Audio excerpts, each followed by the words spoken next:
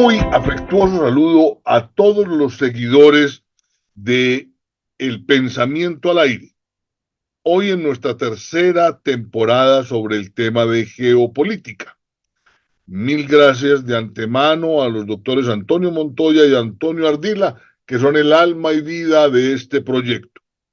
Hoy vamos a hablar de un pueblo que es el ejemplo pleno del concepto de resiliencia, el pueblo armenio. Uno podría decir que es el pueblo, el conglomerado, la comunidad, la nación más manoseada desde que se tengan registros históricos. Desde el segundo milenio antes de Cristo a la fecha, ha pasado de mano en mano. Ha sido invadida, se ha habido treguas, se han dado negociaciones, vuelve a ser invadida, han sido víctimas de masacres y han sido víctimas de exterminio. Y el pueblo armenio continúa con su lucha para tratar de garantizar su pervivencia en el tiempo.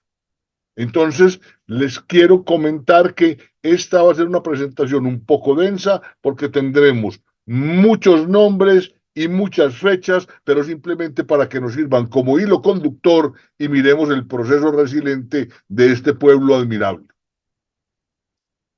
Tenemos entonces una figura inicialmente conocida. Fíjense que la bandera armenia comparte los mismos colores nuestros en diferente proporción y en diferente orden. Esta organización social también tiene su asentamiento en una porción del territorio del Cáucaso complicada, entre Irán, Turquía, Georgia y Azerbaiyán. A través de la historia ella ha sido como su núcleo, pero la han achiquitado, la han ampliado, la han compartido, la han arrinconado. Muy bien. Los orígenes del pueblo armenio vienen del segundo milenio antes de Cristo. Las tribus más importantes eran los Ay y los armenos. Se dice que en el lugar donde tradicionalmente han estado asentados fue el lugar del jardín del Edén, del paraíso terrenal de nuestra Biblia. Y se dice también que en uno de sus montes, el Ararat, fue que se asentó finalmente el arca de Noé. Están muy arraigados con Noé y su familia. Según la tradición bíblica, Hayak, el tataranieto de Noé, es el padre de las civilizaciones y de las familias dominantes en el pueblo armenio. Hayak. Muy bien. Uno habla de los primeros reinos de Hayasá, de Uraru y los Yerbandidas, todos nacientes en este descendiente de Noé. El reino de Hasayá se encontraba cerca del Mar Negro. Desde entonces los armenios se han referido a su país como Hayastán, Hayastán, tierra de la tribu de Hayak. Muy bien, se comenzó a configurar como pueblo entre los milenios 2 y 1 antes de Cristo, o sea que estamos hablando de una corriente étnica, cultural, de civilización que tiene raíces en la historia. Armenia siempre ha estado en la mitad del conflicto. Por casi 700 años estuvo en la mitad del conflicto entre los persas y el romano. Por allá pasaron Craso, Pompeyo, Marco Antonio, Valeriano, Trajano, Septimio Severo y otros grandes generales del Imperio Romano en su momento. Aquí se ve algunos de los rasgos y de los legados de la arquitectura romana en el escenario geográfico que hoy se ocupa. Aquí vemos también una forma de mirar la evolución de la etnia armenia naciendo desde Hayak hasta el día de hoy. Los Urartu coincide con la formación de este reino poderoso en el Antiguo Oriente. La principal época de florecimiento fue entre el siglo IX y VIII antes de Cristo, pero llegaron unos pueblos distintos, los imeros y los hititas por el norte y los medos del sur, y atentaron contra su estabilidad. Tanto era así que Urartu se derrumbó a principios del siglo VI. Las tribus armenias lograron, comillas, divulgar, expandir la cultura armenia y digamos que fueron y se concebieron como los herederos de los restos del reino urartiano. Urartiano. Muy bien. Aquí vemos entonces en el mapa cómo Urartu se ubica dentro del Cauca, el Mar Negro y los pueblos que tienen que ver con la parte occidental del sudeste caucásico. Aparecen los yerbandidas, yerbandidas. Se dice que los armenios participaron del lado de Babilonia y media contra los asirios, y ya vamos en el año 600 antes de Cristo. El Tushbapan, capital del reino de Aradad, se consolidó como una nueva dinastía fundada por una persona cercana al caudillo armenio Paruir. La dinastía lleva el nombre de uno de los últimos en gobernar, Yerbandida, y sirve para unificar la planicie armenia. Fíjense cómo vamos, peleando y asentando, conflicto y paz, pero en épocas continuas. Armenia trata de mantener su independencia y adquiere, afortunadamente para ellos, un aliado poderoso que es Ciro el Grande, que se había levantado contra toda Media y a quienes derrota junto con la ayuda de los armenios en Tigranes el 550 antes de Cristo. A Ciro le corresponde consolidar el imperio aqueménida entre el 558 y el 330 antes de Cristo, donde Armenia era tratada con consideración hasta la subida al trono de Darío I. Hasta por casi 2 siglos, Armenia fue una de las satrapías de la Persia aquemánida. Digamos que el sátrapa era un armenio de la dinastía de los Yerbandidas. En la última década, en el último decenio del imperio aqueménida, Armenia se divide en dos, la Armenia Mayor y Armenia Menor. Armenia Mayor y Armenia Menor. Y aquí vemos de alguna manera cómo se responde y cómo se reparte el territorio en medio de un montón de vecinos que tienen unas ansias insaciables por ese territorio que está muy bien ubicado.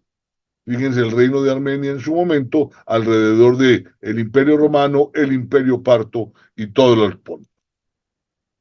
Aparece Alejandro Magno, siglo IV antes de Cristo. Derrota a los aqueménidas de Darío III y se inicia el periodo helenístico. Afortunadamente, las tropas de Alejandro para los armenios no entraron en su territorio.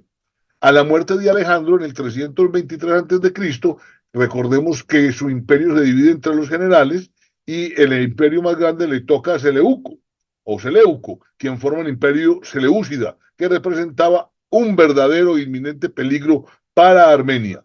Tanto era así que en el 210 a.C., Antíoco III, rey Seleucida, derrota a la dinastía armenia de los Yerbandidas y de nuevo viene la esclavitud. 10 años después los romanos empiezan la conquista de Asia Menor, venden a Antíoco III y el reino seleucida empieza a decaer. ¿Qué dinastías reinaron en Armenia?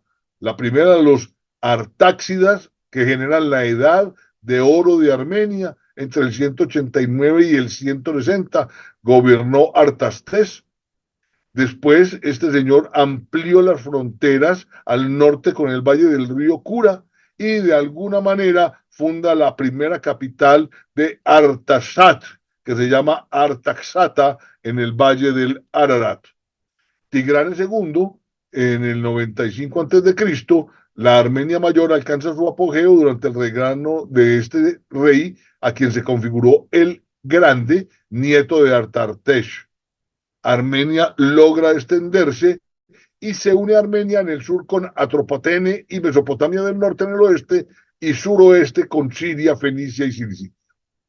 Decae definitivamente el reino seleucida, el territorio armenio crece casi 3 veces, es la edad de oro de Armenia por tranquilidad y expansión y consolidación de territorialidad, tanto era así que va de mar a mar. Este rey Tigranes II hizo de Antioquía su capital hasta que en el año 80 inició la construcción de una nueva capital que se llamó Tigranocerta. Tigranocerta. Muy bien, Aquí vemos la Gran Armenia y su capital Tigranocerta al sur del espacio geográfico. Se da la primera expedición romana, se inicia la conquista de Asia Menor, aparecen personajes como Tigranes II el Grande, que se alió con Mitrídates, el rey del Ponto, que estaba combatiendo contra Roma. Roma envía a Lucio Lúculo, uno de los mejores generales, que derrota a Mitrídates y se aprovechan y conquistan el Ponto. Mitrídates en algún momento del tiempo se logra refugiar en Armenia, donde su yerno Tigranes II está casado con una hija de Mitrídates, lo que causó malestar en Roma y sería motivo de enfrentamientos entre Roma y Armenia. Ave María, uno pelear con Roma en esa época. En el año 69 a.C., el Lúculo derrota a las tropas armenias en Tigranocerta y luego invade la otra capital que es Artasacta. Pero luego Tigranes y Mitígrades hicieron retroceder a los romanos y lograron desalojarlos de Armenia y del Ponto. La República Romana obviamente no podía darse ese lujo y entonces destituye a Lúculo y manda al general Pompeyo. Pompeyo vence a Tigranes II, Armenia pierde sus conquistas y debe pagar multas a Roma. Armenia mantuvo de alguna manera la integridad de la parte denominada Armenia Mayor. Aquí vemos entonces cómo se combaten sobre sus fronteras y cómo Roma logra consolidar sus propósitos. Roma veía que era importante que Armenia fuera su aliado en futuras guerras en el Partia y declaró que Armenia es el aliado y amigo del pueblo romano. En el 54 Roma emprende una expedición contra el estado persa gobernado por los partos y esto es llevado a cabo por el general Marco Craso. Artabás II, hijo de Tigranes II, se alió con los partos, derrotan y matan a Craso en la batalla de Carras, lo cual fue una verdadera tragedia y humillación para el imperio romano de la época. En el 36 a.C. se da la segunda expedición romana contra el estado parto al mando del general Marco Antonio. Pasó por el sur de Armenia. Artabás le tuvo que entregar unas tropas. Marco Antonio ve que con buenos ojos esa alianza, pero al momento final este rey Artabasdes no le mandó oportunamente los soldados, lo que consideró Marco Antonio como una traición. Marco Antonio invita al rey para consultar sobre una nueva expedición contra los partos, pero este la rechaza. Y Marco Antonio entonces irrumpe en Armenia, llega hasta Artaxata y el rey Artabasdes, que lo había traicionado, se rinde. Posteriormente fue ejecutado. Persia y Roma ponen y quitan los reyes de Armenia. Y entonces durante los siguientes siglos el imperio persa, a través de los arsácidas y los sasánidas y Roma, se disputan el control de Armenia. Hay guerras, batallas y cada quien, como le fuera yendo, iba colocando y poniendo reyes. Un rey que fue a Roma, que Nerón lo coronara y el gran Trajano fue personalmente a Armenia y lo convirtió en provincia romana. Entre los años 12 y 54 ya de nuestra era, se alteran reyes apoyados por Roma o por los arsácidas. Augusto y Tiberio enviaron expediciones a Armenia. Entre los años 54 y 428, los arsánidas y los partos tienen preeminencia en la historia y el desenvolvimiento de la vida armenia. Básicamente, en el año 52, el rey de Partia, Bologases, y su hermano Tiridates entran en Armenia y ocupan Artaxata y Tigranocerta. Con el apoyo de los armenios, Tiridates se proclama rey de Armenia. En el año 58, las legiones romanas capturaron las ciudades de Artaxata y Tigranocerta. Y en el 62, Nerón envía más legiones, pero los parto-armenios las derrotas. El rey Tiridates, que es el rey armenio, es invitado por Nerón a Roma para reconocerlo como rey y funda la dinastía arsácida de origen parto. Aquí vemos los movimientos y la evolución de los diferentes actores del Imperio Romano, el Ponto, el Imperio Partanos, cómo se encierran y manejan la situación de Armenia a sus antojos. En el año 2026, los arsácidas o partos son derrotados por el príncipe persa Artashir I, que funda la dinastía de los sasánidas. Trata de imponer el zoroastrismo y aquí la religión empieza a jugar un papel preponderante. Roma y el nuevo imperio sasánida de Persia continuarán la lucha por Armenia. Armenia sigue con reyes arsácidas y apoya en Roma para conservar la dinastía. En el 301 se adopta el cristianismo en Armenia, en el 313 se permite el cristianismo en Roma y en el 380 por el edicto de Tesalónica se adopta el cristianismo en Roma como religión del Estado, lo cual genera nuevas condiciones de convivencia.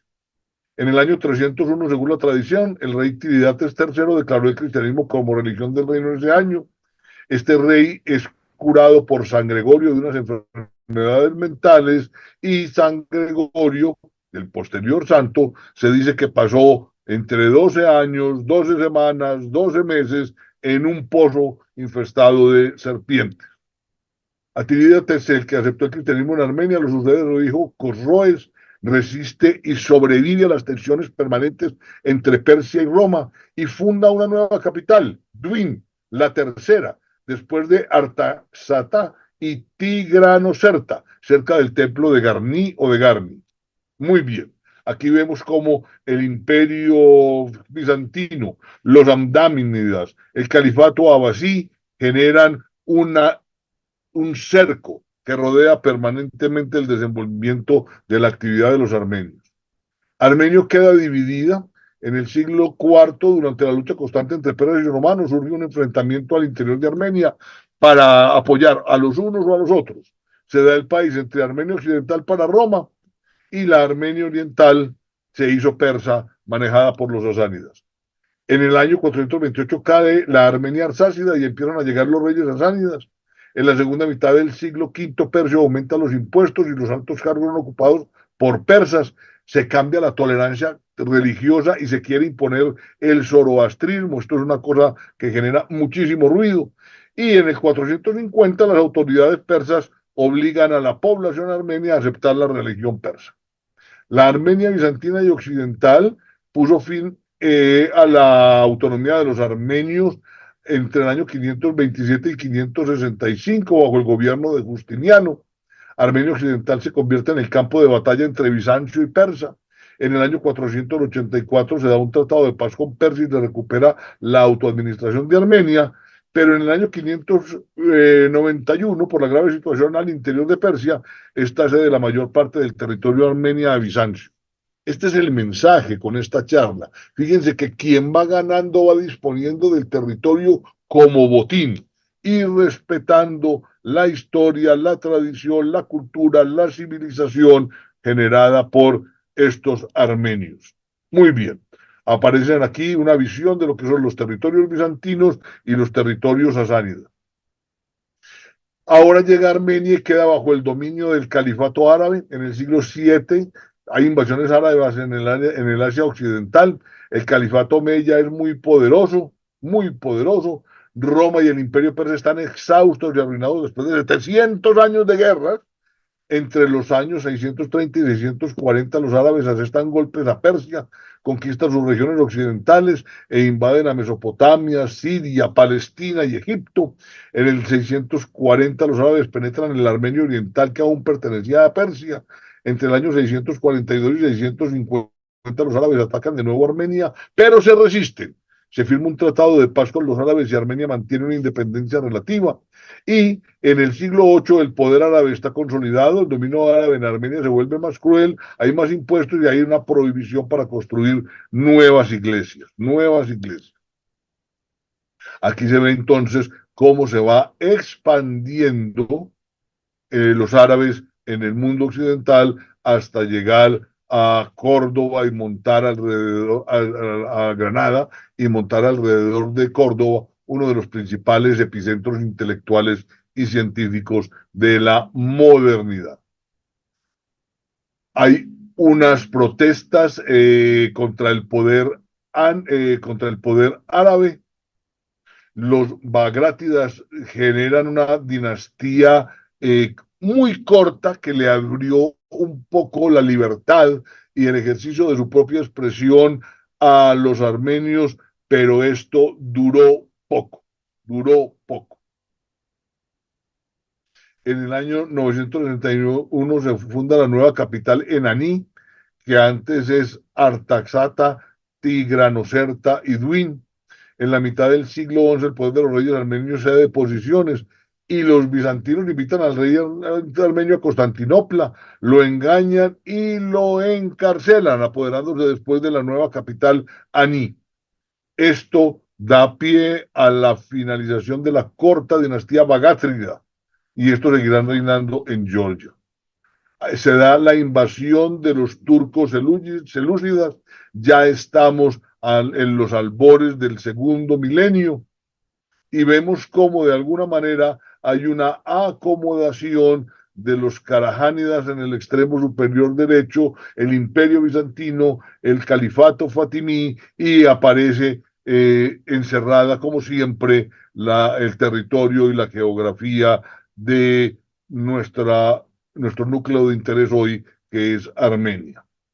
El papel de Georgia es importante. Cuando un trono subió al Giorgio de David IV el constructor y con la decadencia del poder del sultanato, el reino de Georgia empezó a consolidarse y inició la liberación de los pueblos del Cáucaso. Esto llevó a un respiro adicional por parte de los armenios y digamos que de alguna manera un periodo de paz y de tranquilidad hasta la llegada de los mongoles o los mogoles. Esto se da en el año 1220. Un ejército mongol de 20.000 soldados entró en Armenia, se invade definitivamente los territorios de Armenia, Georgia y la Albania caucásica, que hoy es Azerbaiyán. En el siglo XIV, en los inicios del Estado, los mongoles iba decayendo, los khanes eran incapaces de manejar ese imperio tan grande y también sufrían con procesos de ataque por parte de los enemigos. La población ya casi agotada y humillada esperaba otra desgracia, que podría ser la invasión de Tamerlán, y Tamerlán evidentemente irrumpe en Armenia 4 veces y gobernó hasta 1405, dicen algunos, el periodo más macabro de la historia armenia. Se divide Armenia entre la Turquía otomana y la Persia safávida. Esto lleva a conflictos internos, a pérdidas de identidad, a varias masacres y de alguna manera se fue consolidando la idea por parte del Imperio Otomano, el Imperio Turco, que definitivamente Armenia era de ellas. En el 55 se divide el territorio armenio entre turcos y los safávidas. En el 603 los persas quieren recuperar el territorio cedido a los turcos. Obviamente los armenios los miran con buenos ojos y aplican la táctica de tierra arrasada, pero hubo 300.000 deportados y el rey safávida estableció el canato en Everán. Los enfrentamientos turco-persas duran hasta 1639, cuando definitivamente fue dividido el territorio armenio entre la Armenia oriental de la Persia y la Armenia occidental turca otomana. Muy bien, aquí vemos entonces el resultado de lo que nosotros estamos evidenciando en términos de recorrido histórico. La situación de Armenia en los siglos XVII a XIX pues no cambia, cambian solo los actores. La Armenia oriental depende de Persa y se dan las guerras ruso-persas. Los armenios, que estaban divididos como cosas raras, sufrían y desde mediados del siglo XVII y todo el XVIII buscaban librarse del yugo extranjero. La iglesia armenia envió permanentemente delegados a gobiernos europeos y al Vaticano, pero no se dio ningún resultado. El progreso creciente de Rusia en los siglos XVI y XVII estimuló a las clases políticas a pedir su ayuda y vieron con esperanza inicialmente que Pedro el Grande, decía pues que los armenios vivan tranquilos, ¿cierto? Que sean nuestros aliados y no pasa nada, pero esto duró poco. Georgia y algunas regiones del norte de Armenia entran a formar parte del Imperio Ruso, se da la guerra ruso-persa, entran más territorios a formar parte de Rusia junto con el Karabaj, se da la segunda guerra ruso-persa, las tropas rusas consiguen liberar a Ereván, se da el trabajo de Turmanchi, Persia, donde Persia es vencida, firma este tratado reconociendo el dominio ruso de Ereván y Najicheván. Eso da origen a éxodos al lado y lado. Los armenios que estaban en Irán y en la Armenia Occidental, Turquía, se trasladan todos a la parte Rusia de Armenia. Esta oportunidad era aprovechada por cerca de 50.000 armenios de Persia y casi 100.000 de la Armenia turca. Entraron a formar parte de la Rusia zarista, lo cual les posibilitó empezar a explotar con continuidad los grandes recursos petroleros de Bakú, lo cual generaba ciertas condiciones de maniobrabilidad a los manejadores del Estado armenio. Dentro de las guerras ruso-turcas, pues de alguna manera la presa y el botín deseado seguía siendo armenio, hubo sublevaciones, empezó la lucha de los pueblos balcánicos contra el yugo turco, las potencias europeas procuran sacar partido de la caída inminente del Imperio Otomano y en la guerra ruso-turca, Rusia apoya a los pueblos eslavos sublevados, los armenios luchan al lado de Rusia, se libera parte importante de Armenia Occidental y se derrota totalmente a Turquía. Se firma el Tratado de San Estéfano que le da algunas prerrogativas a Armenia. Lamentablemente esto se queda más en el papel que en la realidad. En el Congreso de Berlín en el 78, 1878 se da la repartición de África y otros territorios. Los armenios crean partidos políticos dentro y fuera de Turquía, además de las guerrillas. Y Guillermo II, Kaiser de Alemania y aliado de Turquía, ordenaba a los embajadores de Rusia, Inglaterra y Francia espiar a los armenios para poder atacarlos con mayor contundencia.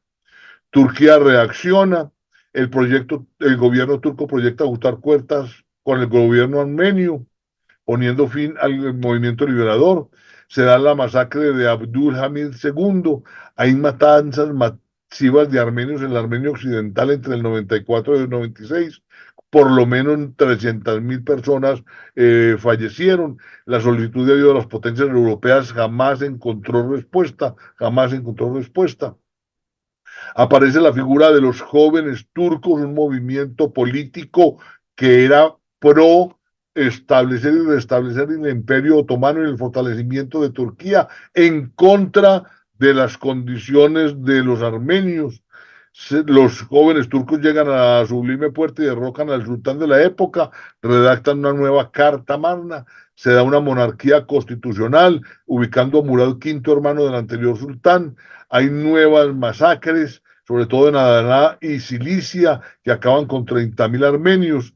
Se sabe que hubo participación de estos jóvenes, jóvenes turcos, el Comité de Unión y Progreso, CUP. Se da el panturquismo, los jóvenes turcos vuelven al poder, las ideas liberales encubrían su verdadero objetivo, que era la turquificación o panturquismo, anhelo de la reunión con las razas afines de Asia Central, pero Rusia y Armenia se atravesaban a sus propósitos. Estalla la Primera Guerra Mundial, los armenios tuvieron que pelear al lado de Turquía y también armenios pelearon del lado oriental y opuesto con Rusia, perdieron. Eso inició el exterminio armenio en abril de 1914, se dan enorme cantidad de deportaciones y hay una matanza donde llega a haber una estadística de este tamaño. De 2 millones de armenios sobrevivieron menos de 600.000. Los que lograron escapar se escaparon a Siria, Líbano y Rusia y en diáspora desde allí a cualquier lugar del mundo. Aquí se ve cómo se distribuyen los armenios antes y después de la Primera Guerra Mundial. Fíjense en la densificación en 1914, pero cómo están concentrados en el territorio actual cerca de Azerbaiyán en el 2023. Aquí hay algunas imágenes típicas de lo que son las matanzas y los castigos por parte de los jóvenes turcos y los gobernantes turcos alrededor de la causa pan-turca. Muy bien. Se da la primera República Armenia con la Revolución Rusa, cae el zarismo, se forma un gobierno provisional ruso. En el caos hay un proceso complicado de unificación de fuerzas. Se habla de Transcaucasia. El 17 de octubre, en octubre de 1917, los bolcheviques derrocan al gobierno provisional y toman el poder. En el 17 se forma la República Federal Democrática de Transcaucasia, integrada por Armenia, Georgia y Azerbaiyán. El 17, en diciembre de ese mismo 17, que es un año muy intenso, hay una tregua.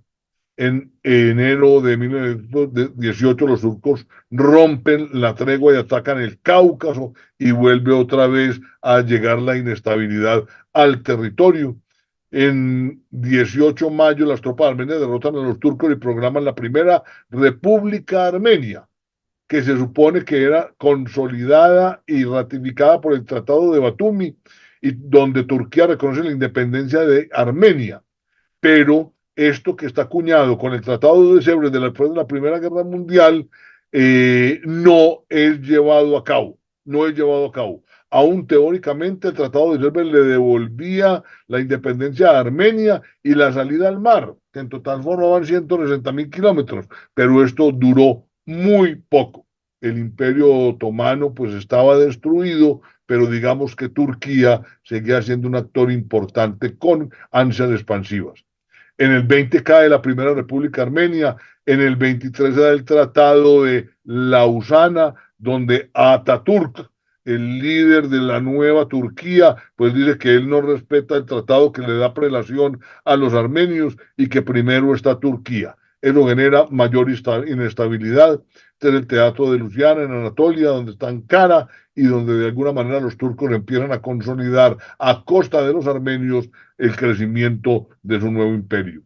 Se da la Armenia soviética entre alrededor del 20 de noviembre.